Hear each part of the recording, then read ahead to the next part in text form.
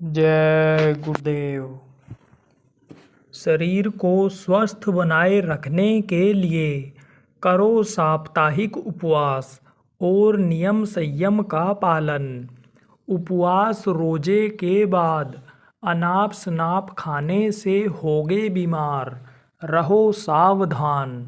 वक़्त के आला फकीर, खुदाई पैगाम सुनाने वाले, आने वाली कुदरती कहर से चौकस कर बचने का उपाय बताने वाले, रूहानी दौलत लुटाने वाले, पूरे समर्थ संत सतगुरु, दुख हरता उज्जैन वाले बाबा उमाकांत जी महाराज ने सत्संग संदेश में बताया कि अगर 9 दिन कोई उपवास कर जाए तब तो सफाई हो जाती है, लेकिन फिर आदमी खाना शुरू कर देता है।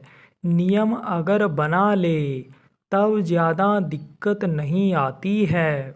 यही सोच ले कि अभी तक नींबू पानी ही मिलता रहा, नहीं कुछ है तो अब तक एक टाइम खिचड़ी या सब्जी ही उबालकर खा ले कि जिससे पेट को आराम मिल जाए। एक रोटी का भूख रखकर ही खा ले जिससे आराम से हजम हो जाए, मशीन के ऊपर लोड ना पड़े। रोजे से बने हल्के शरीर से नमाज इबादत कर खुदा को याद कर पाते। इस समय इस्लाम धर्म के मानने वालों का रोज़ा चल रहा है। रोज़ा में सूरज निकलने से पहले और सूरज डूबने के बाद खाते हैं। पानी तक नहीं पीते, उपवास करते हैं। उससे पेट साफ हो जाता है, हल्कापन, हल्का वजन हो जाता है। इबादत भजन करने में प्रभु अल्लाह ताला खुदा को इसी तरह से याद करते हैं। अभी अगर कोई भारी पेट नमाज पढ़ने के लिए जाए तो बैठ पाएगा। जैसा नियम उन्होंने हजूर साहब ने बना दिया वह कोई कर पाएगा नहीं कर पाएगा। लेकिन इस वक्त रोज़ा रखने वाले सब लोग जाते हैं।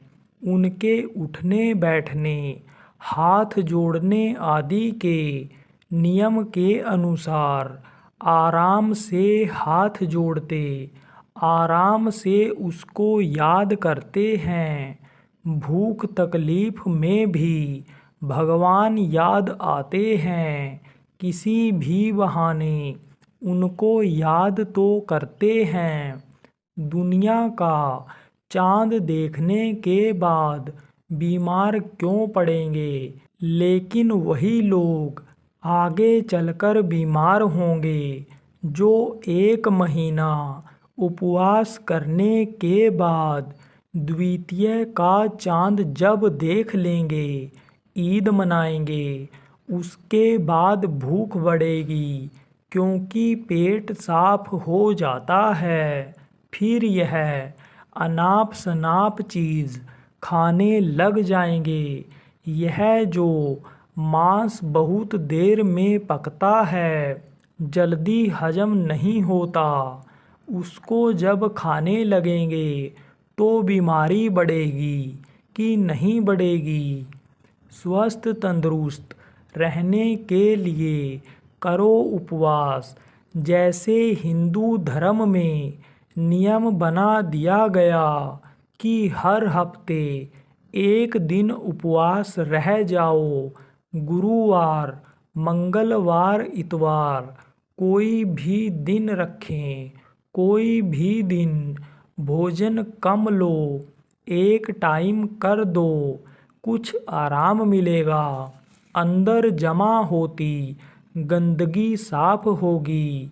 यदि कोई बीमार है शरीर में तत्वों की कमी हो गई तो उसको दवा खानी पड़ेगी। डॉक्टर ने कहा, खाली पेट मत खाओ।